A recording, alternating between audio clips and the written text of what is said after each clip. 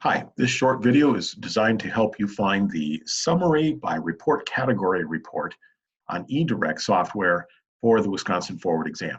So let's go and take a look. Assuming that you have already logged in to eDirect, this is the landing page that you will find. Go to My Applications, the drop-down menu, and on the right-hand side you will see Report Delivery. Clicking on Report Delivery takes you to the Report Delivery menu choices. We're going to select Wisconsin Forward Reports, which is the farthest to the right. This will take you to a new website that's designed only to deliver data, and you must log in through eDirect.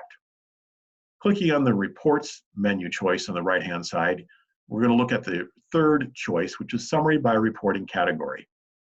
Reporting category is also known as proficiency level. And so you'll find here a filter for multiple options. Specifically, the reporting categories are the content area standard strands, you may call it, so reading, vocabulary use, and then it will show you the proficiency levels and each one of these areas for your particular group of students that you're looking at.